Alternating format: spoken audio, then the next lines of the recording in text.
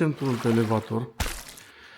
Asta e o mașină cu care nu sunt deloc familiarizat din punct de vedere tehnic. N-am experiență pe mașini britanice, pe Jaguar, pe chestii de genul ăsta, dar pot să-mi dau seama de anumite chestii tehnice, deci să zicem că merită să facem o mică analiză. În primul rând, are niște arcuri foarte scurte față de cele care sunt pe BMW, de exemplu. E cu totul alt tip de articulație. Văd și niște probleme pe care o să le semnalez proprietarului, pentru că asta nu e o lucrare, e pur și simplu doar un review, dar vreau să, dacă tot am urcat pe elevator, vreau să-i spun anumite chestii care nu sunt în regulă cu mașina, pentru că, de exemplu, biletele astea antiruliu, astea sunt destul de crăpate, se vede că sunt în stare foarte proastă. Există niște pierderi de ulei, de la o conductă asta de răcire de ulei, și pierderea e destul de mare, adică se vede foarte bine. Asta este superchargerul, compresorul. Partea asta unde se vede acolo cu roșu, ăla e compresorul. La fel, compresoarele pe BMW nu sunt uzuale deloc și mi se pare interesant de văzut așa ceva. Caseta se vede, caseta de direcție se vede că este făcută de Jaguar, deci era clar că așa o să fie. Altă chestie care mi se pare interesantă e că se folosește sârmă de asta ca la avioane ca să prevină desfacerea acestor șuruburi. Practic e șurubul pentru portetrier. Mi se pare tare, n-am văzut la BMW n-am văzut niciodată așa ceva, de exemplu. Și e interesant. Alte chestii, mașina arată foarte bine pe dedesubt, nu are deloc rugină, e foarte întreținută. Însă mai are niște chestii tot așa mici de schimbat, de exemplu bucșele astea. Mă rog, brațul ăsta eu zic că ar trebui schimbat cu totul, că și pe partea asta e la fel. Se vede la fel de crăpat. Și nu știu dacă există pentru ea doar bucșele. Habar n-am. Dar e ceva de căutat ulterior. Ce e foarte interesant aici este că suspensia spate este cu 2 amortizoare și 2 arcuri pe fiecare parte. Ceea ce n-am mai văzut la alte mașini. Cu siguranță există, știu, probabil mulți vor spune, e ceva normal la, nu știu, dar habar n-am văzut așa ceva, la BMW nu există. O pierdere la diferențial. Diferențialul e foarte masiv, așa, este enorm. Se vede că e o piesă care probabil nu va ceda niciodată, atât timp cât se mai schimbă uleiul la 100.000 de kilometri, nu cred că are ce să cedeze, pentru că e foarte, foarte mare, dar are o pierdere de ulei acum, ceea ce ar trebui rezolvat. Și pe partea asta aceeași chestie, deci două amortizoare și mă rog, arcurile sunt un pic ruginite, eu probabil aș schimba și arcurile și amortizoarele, pentru că am observat că dacă vrei să pleci tare de pe loc, mașina are o tendință de a țopăi, așa, spatele țopăie în momentul în care vrei să pleci tare de pe loc și asta nu e ok, pentru că nu poți să pui puterea jos și îi dă și o stare de nesiguranță așa în anumite situații, deci astea ar trebui clar făcute. Dar în orice caz, pentru vechimea ei, mașina se prezintă foarte, foarte bine. N-ai ce să spui, adică e arată extraordinar de bine pentru o mașină de vechimea asta. Mă rog, probabil și pentru că a fost destul de bine făcută pe partea de tratament anticoroziv, nu e întâmplător chestii, dar mă rog, în același timp, cel mai probabil e o mașină care a fost ținută în garaj cândva. Cutia arată un pic diferit față de motor, deci probabil ori a fost schimbată cândva, ori a fost recondiționată, ceva s-a întâmplat, sau poate când s-a schimbat ambreiajul, poate au spălat-o. Ce nu-mi place mie, am observat în mers, o să vă arăt și când o să o conduc, poți să o miști foarte ușor. Are tendința asta să țopăie așa tot ansamblu motor-cutie, ceea ce clar e aiurea. Adică se vede, asta nu e în regulă așa ceva. Deci probabil că tamponul ăsta de cutie e ori rupt, ori uzat. Se vede că are un tampon mare aici. E practic liber. Nu e ok. Clar nu e ok. În rest, nu pot să spun foarte multe lucruri pentru că nu le cunosc și nici nu vreau să încep așa să citesc niște chestii de pe internet pe care apoi să le postez ca și cum mi-ar aparține. Nu aștept cu nimic asta. Dar în orice caz, deci, cum am zis, ca o concluzie, mașina arată foarte bine, are niște pierderi de ulei care trebuie rezolvate. Se vede pe aici conductele astea care trebuie înlocuite. Astea sunt niște conducte de presiune și clar trebuie înlocuite cu totul. Nu ai ce să recondiționezi, cel mai bine să fie noi. E interesant, altă chestie care la fel la BMW nu există, nici la Mercedes n-am văzut și mi se pare destul de interesant, este că au folosit filtru de ulei super clasic, ca de tractor, așa arată, și are și bușonul de golire, e enorm. Adică la mașini germane de obicei se folosesc dimensiuni 17, maxim 19 am văzut la alte mărci. La BMW tot timpul e 17. Probabil e 30. Nu cred că e chiar 32. Da, e 30. Asta e chestia. Interesant, adică n-am văzut pe mașini de obicei puse asemenea bușonuri mari. Foarte interesant, nu știu ce au ales varianta asta. Bănuiesc ca să fie mai greu să distrugi filetul fiind foarte masiv, dar mă rog, e ceva destul de ciudat. Cauciucul este în stare foarte bună, cum am zis, în afară de pielele astea de ulei și de tampona de transmisie, n-am văzut nimic în neregulă. Aici se mai vede, e aceeași conductă care face probleme și în partea aia, în partea din spate, și aici se vede că, deci, clar e de schimbat. În rest, super bine arată totul, fără pierdere de ulei. Ăsta arată așa pentru că e din aluminiu și ăsta e oxid de aluminiu. Aici e aceeași chestie cu biletele alea antiruliu crăpate. Astea clar ar trebui schimbate pentru că influențează ținuta de drum. În rest, super tare. N-am ce să zic, adică o stare deosebit de bună și mai ales în contextul în care e o mașină folosită zi de zi. Cel mai important ar fi să fie înlocuite elementele astea de suspensie uzate și de articulație. La fel și pe față, biletele antiruliu. Mă rog, eu probabil într-o lume perfectă aș spune că ar trebui să aibă suspensia înlocuită complet, deoarece având 335 de cai, totuși e o mașină puternică și nu e bine să o conduci cu probleme de genul ăsta care pot influența ținuta de drum. De exemplu, am văzut la un Z4 aceeași chestie. Era un Z4 cu 3.0 SI motorul și din păcate avea, tot așa, când plecai mai tare de pe loc, avea o tendință să țopăie și să fugă de fund destul de tare aiurea și nu e ok. Facem turul compartimentului motor. Sunt multe chestii care pot fi spuse și care sunt foarte interesante. Motorul arată foarte bine. El nu este practic un motor de Aston Martin jet be jet inițial. Mașina asta trebuia să fie un Jaguar.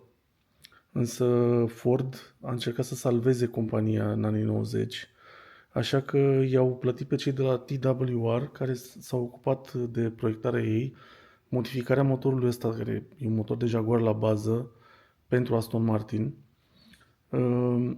Ceea ce e destul de interesant, din câte am citit, ideea era că Aston Martin avea probleme financiare și asta practic a fost o mașină făcută să fie totuși un pic mai ieftină, astfel încât să se vândă cât de cât bine și să se salveze brandul.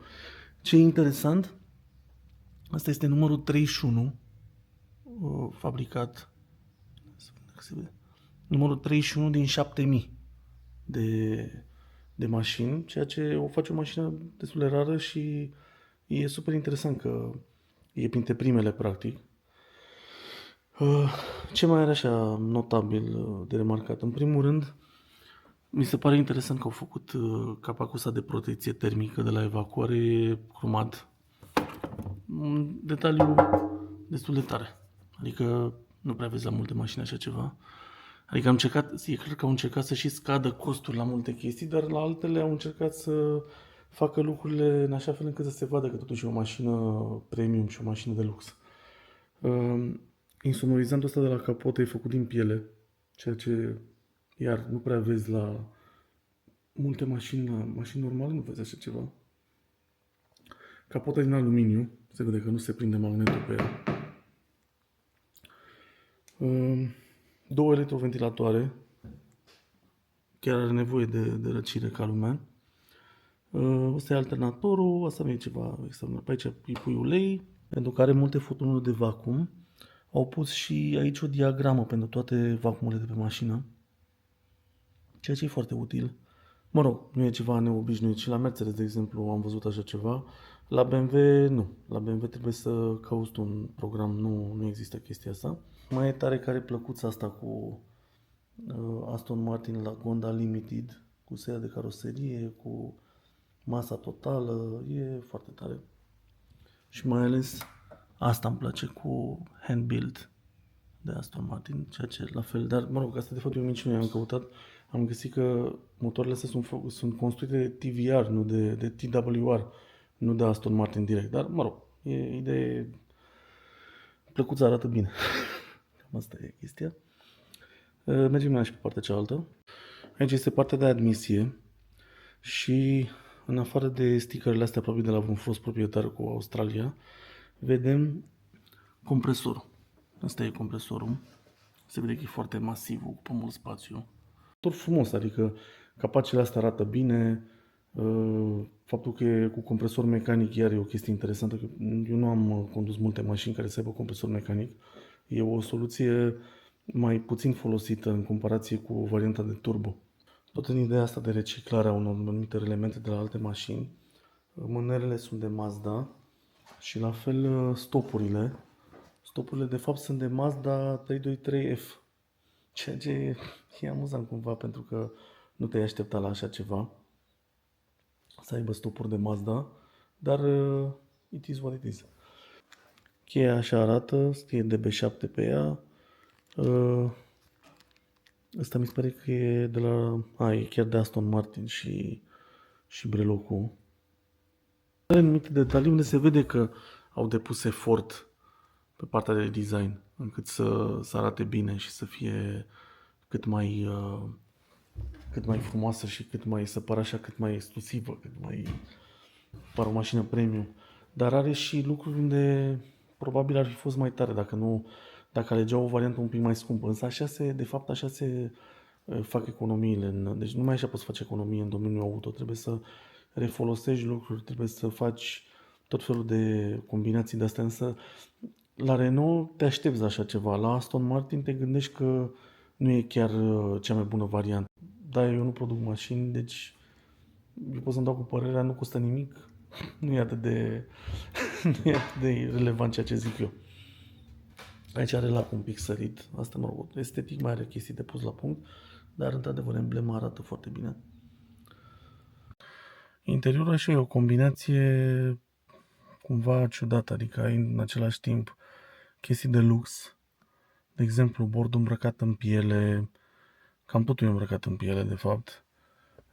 Mocheta asta care arată foarte bine, plafonul din piele întoarsă, adică e un bord în care s-a investit, adică un interior în care s-a investit, însă în același timp e plin de butonașe de-astea reciclate de la Ford, ceea ce nu e cea mai tare chestie, adică ar fi fost interesant să aibă multe lucruri doar de Aston Martin. Asta e felul în care reușesc ei să scadă costurile. De exemplu, are mânerele astea de uși care sigur sunt de pe ceva Ford. Butoanele astea la fel arată Ford.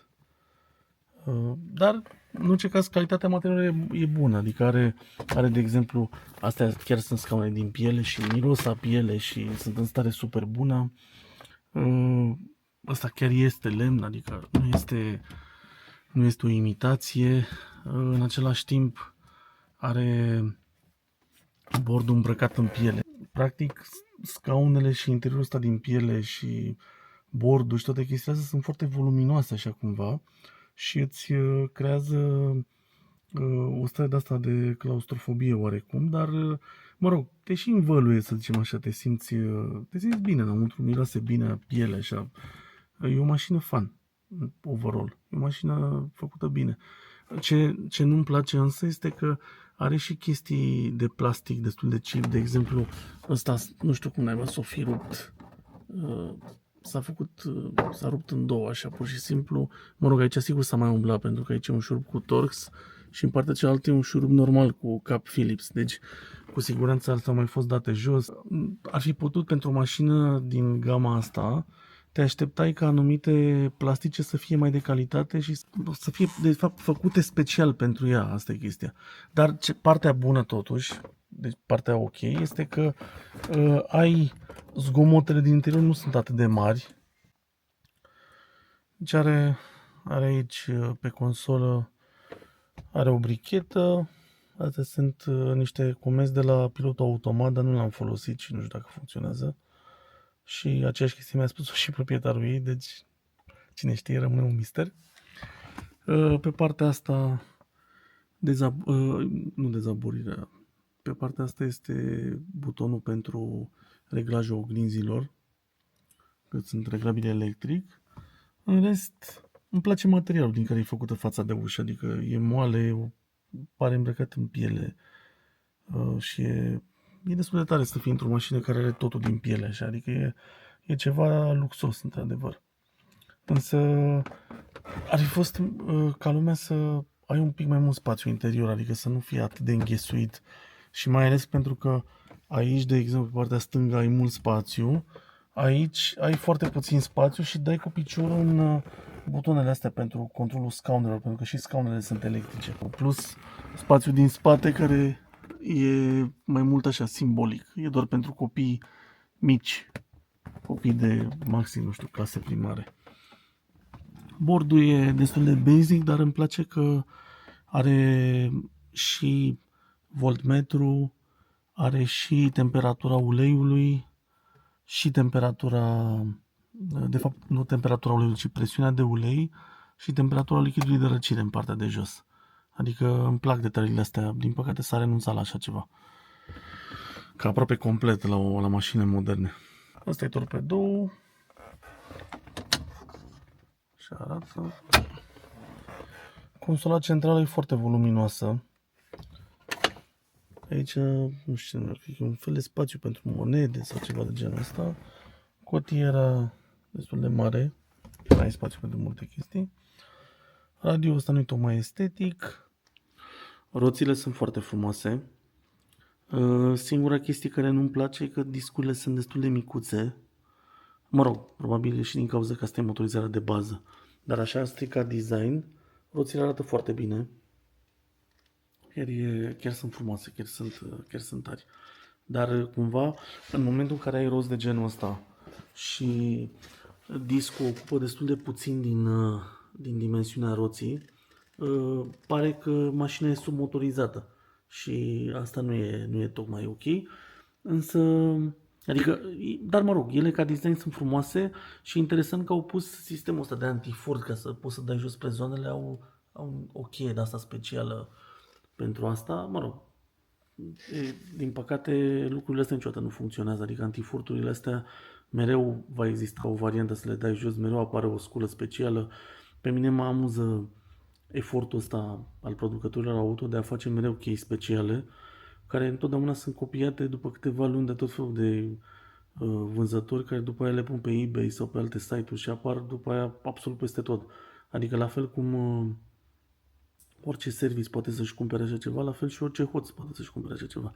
Adică nu prea rezolvă mare lucru chestia asta cu antifurturile. Eu antifurturile de roți nici nu le-aș mai folosi pentru că nu mi se pare o prostie, nu funcționează. E o chestie de aia care gen sounds good, doesn't work.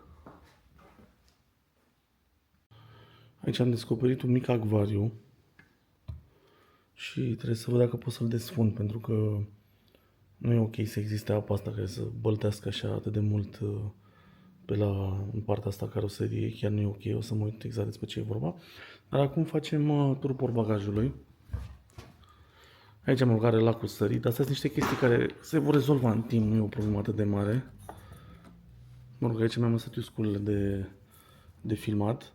Dar, mă rog, nu sunt foarte multe chestii de spus despre portbagaj, decât că e foarte micuț. Adică chiar nu ai 5-10 spațiu. Dar, mă rog, pentru 2 zile undeva, pentru un mic concediu, e destul spațiu. Adică pentru 2 persoane poți să înghezi niște bagaje, poți să faci niște cumpărături. E o mașină utilizabilă, clar. Dar, într-adevăr, are un portbagaj micuț.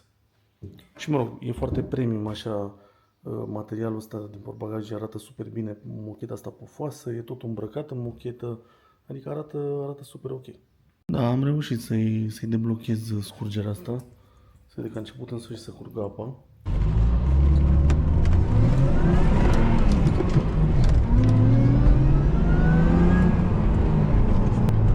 Bine ați revenit pe canal.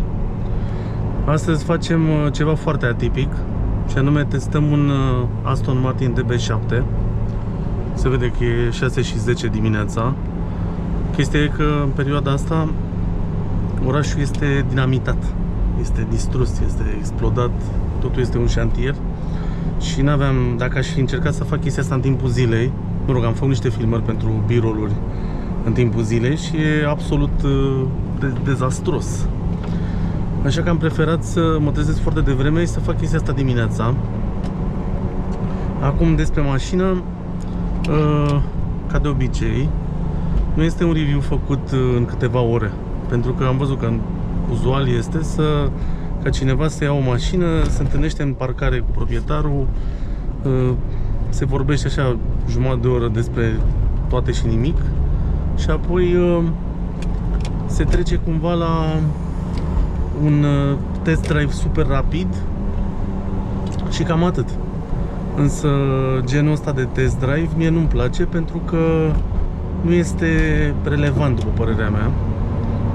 Eu am condus mașina asta deja, asta e a 7-a zi în care o am și ultima, pentru că proprietarul căruia îi mulțumesc pe această cale a făcut un gest foarte deosebit și anume mi-am împrumutat mașina o săptămână cât am fost plecat din țară, iar din acest motiv am putut să o conduc de mult mai multe ori, nu am condus-o doar o dată, și am trecut de stage-ul ăla în care ești entuziasmat, așa ți se pare foarte tare doar pentru că este prima dată când o conduci.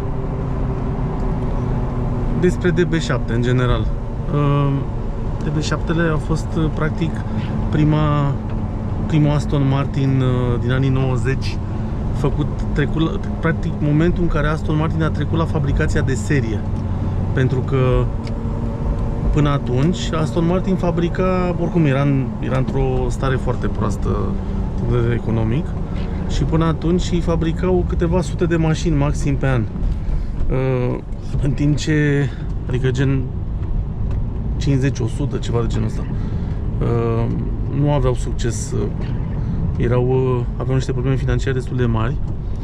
Și mașina asta, da, ne-a lovit oricum de aglomerație, chiar dacă e ora asta, iar mașina asta a fost făcută în 7000 de exemplare. La ora aia era cel mai bine vândut Aston Martin ever, adică până în 2004. E făcută din 94 până în 2004, 10 ani. Exemplarul ăsta e foarte special pentru că este fabricat în 95, este a 31-a mașină făcută și, ceea ce e rar, are și o plăcuță la motor pentru asta. Și, mă rog, e deosebit de mai ieftin în Aston Martin, evident, dar are mai multe chestii care sunt atipice, de exemplu faptul că are volanul pe stângă. Pentru un Aston Martin, clar, asta e ceva rar. Ca și model, este modelul de bază, adică nu este Vantage-ul care e V12, ci e modelul de 6 în linie, 3,2 litri, 335 de cai, mi se pare. Dar oricum în configurația, și este motor supraalimentat, deci față de Vantage, care are un motor de 5,9 litri aspirat V12, acesta este de 6 în linie și este cu compresor mecanic, este supraalimentat cu compresor mecanic Eaton.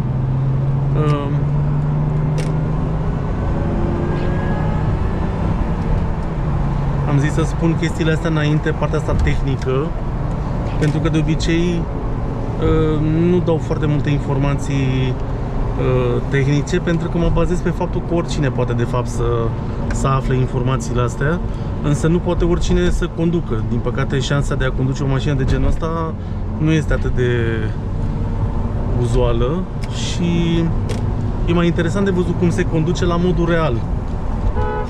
Adică nu chestii de astea, reclame, Adică distrugem cumva un mit. Asta e faza. Mă rog, mie mașina îmi place, e foarte interesantă. Evident, când o conduci prima dată, ți se pare mult mai overwhelming așa, pentru că nu ești obișnuit și faptul că e un Aston Martin te face să devii așa cumva foarte admirativ, contemplativ așa. Că emblema asta de Aston Martin e clar ceva ce nu se întâlnește de obicei. Și mașina oricum este foarte tare în orice caz. Dar are și niște probleme. Mă rog, exemplarul ăsta are și niște probleme tehnice, din păcate, pe care le-am identificat și pe care le voi comunica proprietarului ca să și le rezolve în timp. De exemplu, se și aude acum, are un zgomot de ruliu, deci cu siguranță nu stă bine cu rulmenții. Are suspensia spate destul de uzată, motiv pentru care nu prea reușești să o folosești la nivelul ei, la puterea ei reală, pentru că dacă pleci foarte tare de pe loc, începe să țopăie, deoarece suspensia spate e varză. Suspensie spate care, culmea, e foarte, foarte atipică, și anume are câte două amortizoare pe spate, fiecare cu arc, plus un arc suplimentar independent. Adică e o suspensie ieșită din comun, cel puțin eu lucrez de obicei pe BMW-uri și n-am întâlnit așa ceva niciodată. Dar în orice caz, amortizoarele sunt uzate și eu aș schimba inclusiv și arcurile, că și alea sunt foarte ruginite și pe față și pe spate, mai ales și biletele antiruli uzate și niște brațe, adică cu siguranță are nevoie de un fresh așa pe partea asta de articulație și suspensie. Și mă rog, chestia asta că la orice denivelare se mișcă cutia cu totul, are un tampon de cutie care e dus și asta face ca întreg ansamblu motor-cutie să se miște.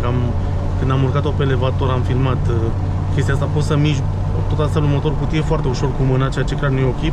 Va pune mult stres pe tampoanele de motor și asta automat va duce la defectarea lor mai rapidă. Și așa ca o anecdotă interesantă, mașina asta de fapt nu trebuia să fie un Aston Martin, trebuia să fie un Jaguar. Însă în momentul în care au vrut să facă o mașină, un Aston Martin nou, probabil au preferat, a fost mai simplu să ia deja un proiect făcut pentru Aston Martin și să-l modifice, să-l dezvolte, decât să-l dezvolte de la zero. Totul e de costuri aici. Nu te-ai aștepta să ai chestii de Mazda și chestii de genul ăsta. Adică clar s-a făcut un fel de reciclare. De exemplu, stopurile sunt de Mazda 323F din anii 90 și se vede că nu sunt ale ei cumva. Adică s-a încercat așa s-a pus un ornament peste ca să pe la portbagaj și pe la stopuri, tocmai ca să le integreze cumva, dar se vede că nu e ce trebuie. Adică designul ei, în afară de chestiile astea care sunt out of place, arată extraordinar de bine. Însă este cumva o chestie de, nu știu, realitățile vieții cumva. Adică într-o lume perfectă, toate butoanele astea, totul ar fi bespoke, ar fi speciale, totul ar fi făcut pentru Aston Martin, totul ar fi doar pe modelul ăsta sau doar pe câteva modele. Dar cum nu trăim într-o lume perfectă, măcar ne putem bucura de motor de genul ăsta. Adică să vedem strata 4-a și altă chestie, vibrează rău de tot volanul. La anumite viteze vibrează volanul de tare, deci discuri ovalizate. Așa, revenind. Deci într-o lume perfectă ar trebui clar să fie interiorul un pic diferit. El arată foarte bine din punct de vedere estetic, are piele peste tot, totul e îmbrăcat în piele. Și piele care s-a menținut foarte bine, nu ai greieraș așa, nu face zgomot nimic la mers, e foarte, foarte ok. Însă părerea mea e că e destul de slab pe partea de ergonomie, adică cei care s-au ocupat de mașina asta, cel puțin raportându-mă la ceea ce se întâmplă la Mercedes sau la BMW, n-au fost chiar, nu știu, puteau să lucreze un pic mai mult, pentru că anumite decizii pe care le-au luat nu sunt chiar cele mai bune. De exemplu, ca spațiu interior, tot timpul lovești cu piciorul drept în consolă, pentru că aici sunt butoanele pentru controlul scaunelor, pentru că scaunele electrice și e încălzită.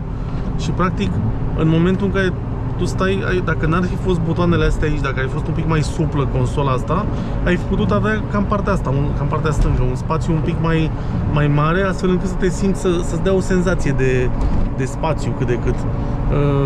Așa e un pic claustrofobă, nu mai zic de spate, în spate este rău de tot, deci în spate ești, în afară de un copil, poate să stea un copil de clase primare, dar mai mult nu. Deci n-ai, ca adult nu prea ai cum să stai, să-și uitat semnalul, că altfel nu... Așa. Deci asta e chestia, nu... Pe ergonomie se putea face mai mult, cu siguranță, însă sunetul e foarte tare, se aude whine-ul ăsta de compresor mecanic. Nu pot să merg cu viteză prea mare pentru că urul e destul de tare, așa că trec mai bine pe dreapta. Deci cu siguranță pentru o mașină cu buget mic este, practic au făcut tot ce se putea oricum. Adică n-am cum să-i critic pentru asta, pentru că cu siguranță bugetul a fost extrem de mic. Altfel nu se poate explica de ce au reciclat atât de multe chestii, dar cumva e normal să ai un buget mic din moment ce ei abia cumpăraseră Aston Martin-ul. În același timp mașina asta nu știai dacă va avea succes sau nu. Ei nu aveau nevoie să știe dacă mașina se va vinde sau nu. Și automat câți bani poți să investești într-un brand de genul ăsta? Se vede că apoi cu DB9 și cu următoarele mașini au avansat mult, dar acolo s-au bazat pe niște vânzări. Pentru că în momentul de față Aston Martin vinde atât de bine încât ei nici măcar nu mai fabrică motoarele în Anglia. Ei fabrică motoarele în Germania, de către AMG, de către Mercedes AMG sunt făcute motoarele de pe Aston Martin. Deci e clar că vânzările au crescut de 10 ori, cam așa.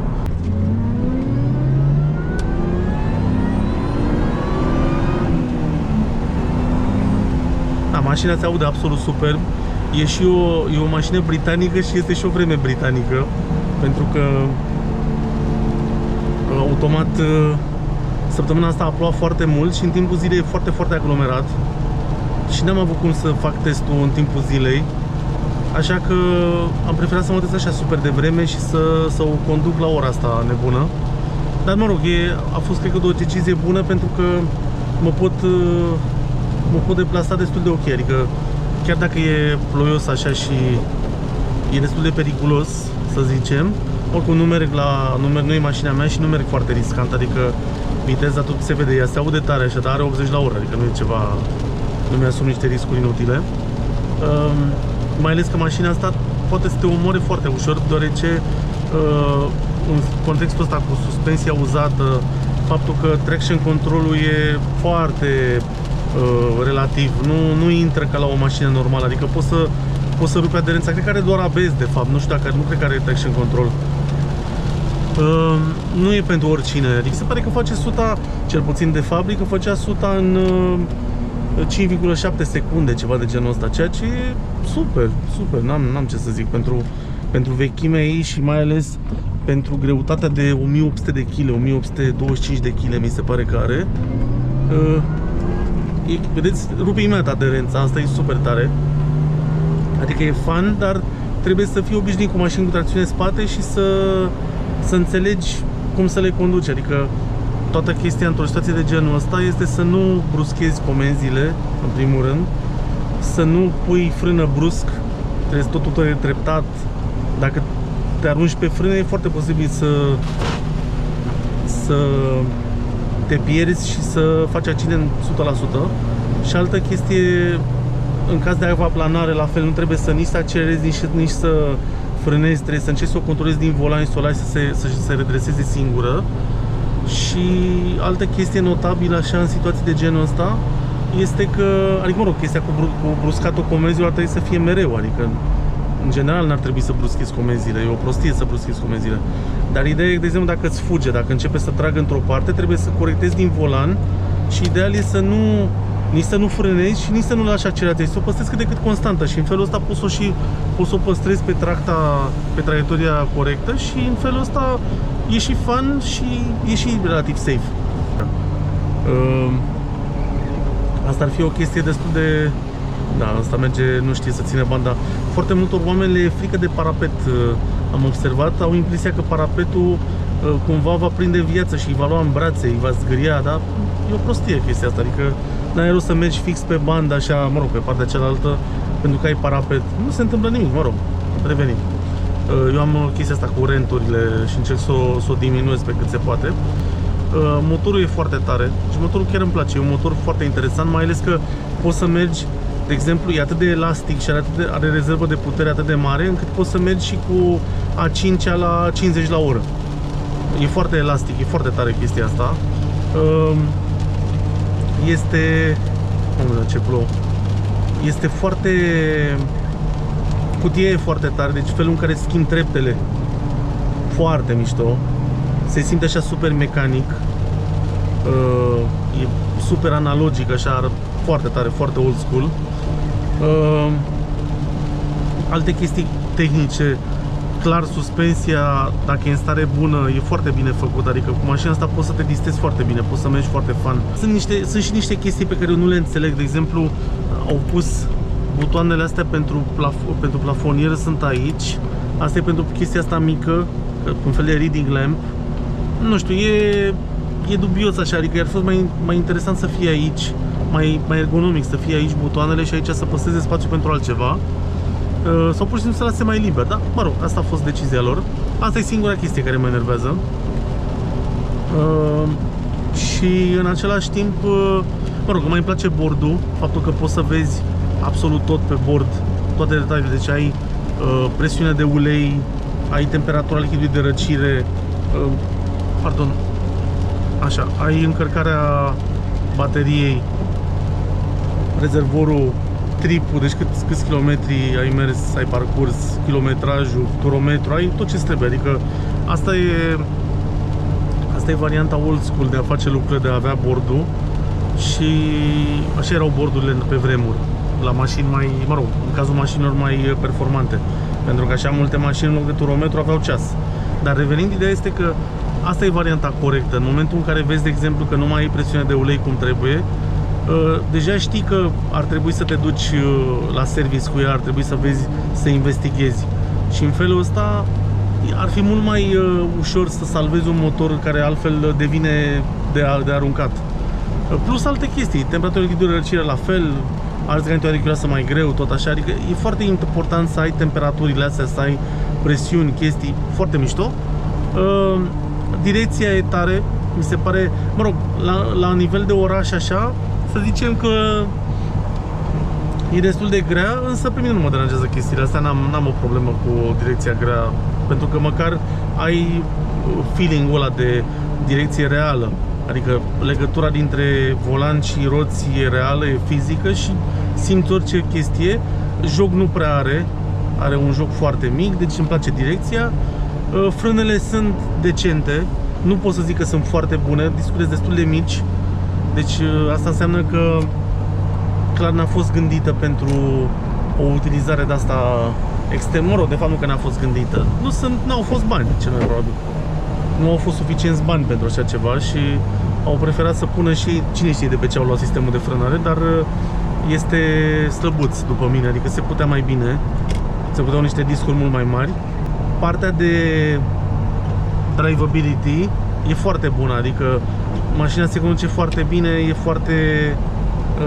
este foarte confortabilă, suspensia e moale totuși, mă rog, aici în cazul ăsta sigur e prea moale, e mai uzată decât ar trebui, însă clar nu a fost gândită ca o suspensie super dură, ci a fost gândită ca o suspensie care să dea totuși niște confort. Farurile, evident, sunt slabe pentru că sunt cu halogen și asta înseamnă vizibilitate scăzută, da, asta e clasic, pe mașini de genul ăsta nu era încă, în perioada în care au făcut-o ei, încă nu a apărut xenonul. Aici intrăm pe partea de lucruri mai negative, chestia care nu-mi place și care o face să fie un pic mai enervantă după ce o conduci mai mult timp, este ambreiajul. Ambreiajul e foarte dur, deci un ambreiaj greu chiar te obosește, adică dacă ar trebui să mergi o zi întreagă în oraș, așa la drum lung, normal, e ok, nu e o problemă, nu schimb treptele foarte mult, dar în oraș e destul de nasoală. Deci are un ambreiaj super greu, mai greu decât sunt eu obișnuit, adică nu prea vezi la mașini un ambreiaj atât de greu. din dezaburirea chestia că nu pornesc aerul condiționat, deși are, deoarece ăsta e aerul condiționat. O să pornească imediat. Eu am impresia că rezistența de la aerotermă e stricată și ea merge mult mai tare decât ar trebui, adică treapta 1 probabil este treapta 3. Pentru că nu prea e vreo diferență așa foarte mare între treapta 1 și treapta 3. Și de-aia vâje enorm așa și te doare capul dacă folosești aerul condiționat, așa că prefer să mai merg un pic, mă rog, așa nu o să fie ok pentru că o să vâje. Designul îmi place foarte mult, arată foarte bine. E clar că are un șarm aparte, are un farmec aparte mașina asta. Designul e foarte britanic și în același timp foarte elitist. Îmi place că și culoarea este britanică. Deci verdele ăsta în combinație cu interiorul verde cu lemnul, asta e exact varianta clasică de mașină britanică și îi se potrivește foarte bine cu schimbătorul din piele, totul e din piele, totul e verde. M-am și îmbrăcat în verde tocmai pentru asta să mă asortez cu mașina, pentru că e o mașină foarte tare și mă rog, m-aș fi îmbrăcat mai elegant, dar asta nu e o mașină să o pun în training, asta e mai mult așa ca o glumă, dar pe vremea asta ploioasă nu-ți vine să te îmbraci altfel. Ăsta e whine-ul ăla, ăsta e whine-ul de compresor, ăsta e sunetul ăla de compresor, care sună super bine. Și o chestie tare la mașina asta este că ai rezerve de putere în orice treaptă. Adică, de exemplu, în situația asta am început să o accelerez fără să retrogradez și nu pare că e deloc submotorizat, adică trage foarte bine. Deci cu siguranță nu aș numi o submotorizată, dar dacă asta trage așa, nu vreau să mă gândesc cum este varianta V12.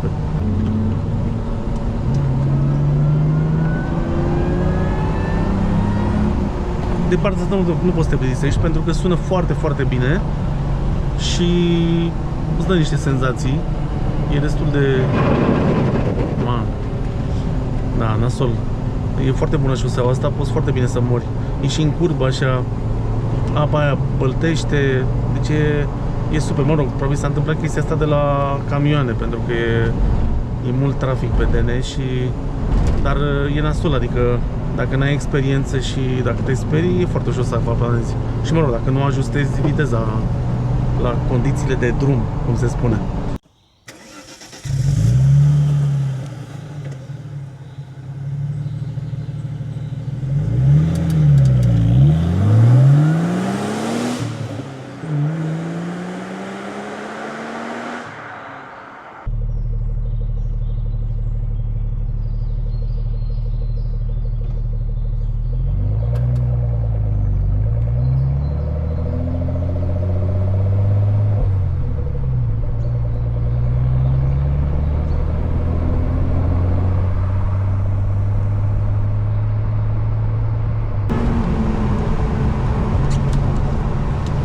Facem și un test de frânare cu ocazia asta.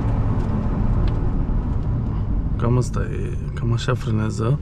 Și vreau să vă arăt și faza aia cu trepidatul. Deci dacă încerci să pleci tare de pe loc, asta e problema. Deci are, așa dacă pleci mai normal, dacă încerci să pleci ce să pe spate, că am văzut, m-am uitat la ceea ce am filmat și nu se vede, se tot vedea plafonul și e enervant. Deci dacă încerci să pleci mai ușor un pic, e mult mai ok.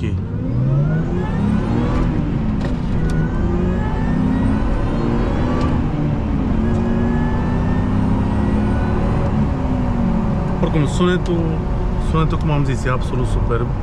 Însă, iar apare vibrația asta la volan, ceea ce e nașpa. Dar astea sunt chestii care sunt rezolvabile, nu e mare lucru. În orice caz, a fost super plăcut să conduc mașina asta, o experiență extraordinară și nu pot decât să-i mulțumesc lui Daniel, proprietarului mașinii. Mi-a dat ocazia să merg o săptămână întreagă cu ea, ceea ce a fost extraordinar. Foarte revealing, așa, foarte eye-opening chestia asta, pentru că îți faci mereu niște cumva îți faci niște așteptări și te gândești așa la anumite mașini și de multe ori îți dai seama că n-ai nicio legătură cu ceea ce ți se pare ție din punct de vedere estetic, clar, poți să admiri o mașină de afară, e foarte ușor, dar când o conduci, deja e altceva și poți să-ți dai seama de anumite chestii. În orice caz, pedigriul de mașină britanică, clar, îl are. M-am uitat între timp, m-am uitat și pe cifre. Aston Martin a produs în total, overall, aproape 100.000 de mașini. Modelul ăsta DB7 a fost făcut în 7.000 de exemplare.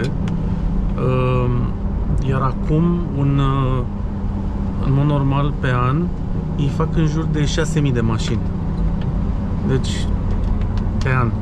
În timp ce ăsta a fost vândut în 7.000 de exemplare timp de 10 ani. Deci, cu siguranță, marca a renăscut total și ăsta a fost prima mașină care a ajutat să se întâmple chestia asta. Vremea n-a fost cea mai bună, dar cumva are farmec. Adică se potrivește cumva cu mașina, vremea asta nebună așa și ploaia în general, că când te gândești la Anglia, te gândești la vreme. Îți dau peste un iepure. Bine cum s-a întâmplat. Ce tare. Mă bucur că am dat peste el. Ceea ce e foarte interesant în legătură cu proprietarul mașinii este că el o folosește ca mașină de zi cu zi, ceea ce e cu atât mai interesant, adică puțini oameni pot să se laude cu așa ceva, că folosesc un Aston Martin zi de zi. Foarte tare.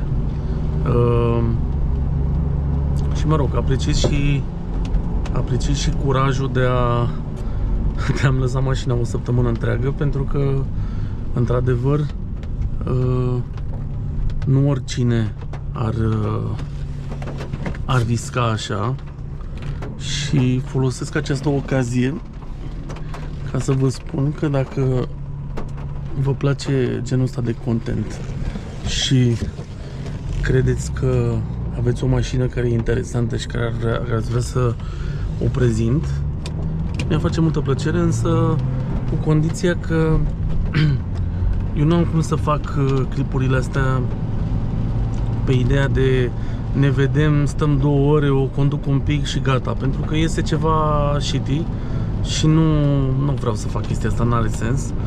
Eu am nevoie de mașină pentru mai multe zile, adică măcar 2 zile în cel mai rău caz, ca să pot să iau mai multe cadre. Eu am filmat mai multe camere și vreau să iasă ceva și cinematic cumva, să arate și bine, nu doar doar să conduci, da, asta e cea mai simplă chestie, dar vreau să arate și frumos. Eu nu fac bani din chestiile astea, adică nu cred că o să fac vreodată bani din YouTube, dar măcar vreau să iasă ceva frumos, adică vreau măcar să fie un proiect, să am așa o colecție de mașini pe care le-am condus, care să arate foarte bine, totul să fie cinematic, totul să fie și pe măsură ce fac clipuri și învăț chestii noi despre cum trebuie filmat, despre chestii pe care trebuie să le faci ca să iasă mai bine. E un ciclu de învățare în orice caz. Nu e deloc simplu să faci chestiile astea. Eu învăț de fiecare dată ceva nou.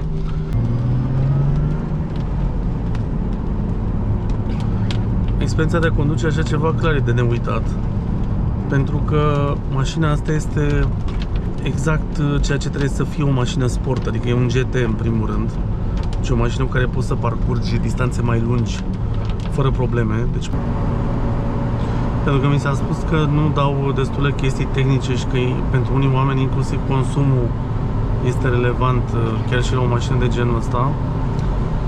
Partea de consum e destul de tristă și anume că consumă în jur de 25, apar n-am ceva de genul ăsta, dar consumă clar peste 20%. Dar cumva te aștepți la un motor de 3.2 cu compresor mecanic, nu prea are cum să consume puțin. Consumul e destul de mare și pentru cei mai mulți oameni care ar cumpăra așa ceva, ar fi o mașină doar de plimbare, adică consumul nu e neapărat relevant. Dar am zis să adaug și detaliul ăsta, adică e o mașină destul de însetată, așa, destul de pofticioasă. Am avut dreptate cu privire la trafic, evident. Este fără 10, 8 fără 10 și asta e starea traficului pe DN1 în momentul ăsta. Deci cu siguranță dacă nu m-aș fi trezit de vreme, nu se putea face niciun review, e absolut blocat. Adică nu am exagerat cu nimic. Asta e starea București în momentul ăsta. Sper că v-a plăcut clipul. Mie mi-a plăcut foarte mult să-l filmez, deși a fost o muncă de mai multe zile și zile și nopți. Însă, cum am zis, a fost foarte plăcut, foarte interesant, o experiență foarte tare, pe care nu o voi uita. Și, din nou, multe mulțumiri lui Daniel, proprietarului mașinii. Și ne mai auzim în viitor tot aici, mă rog, dacă avem un pic de noroc să mai găsim mașini care se pretează pentru așa ceva și oameni destul de inconștienți dispuși să mi o împrumute. Mulțumesc mult, la revedere! Ne mai auzim!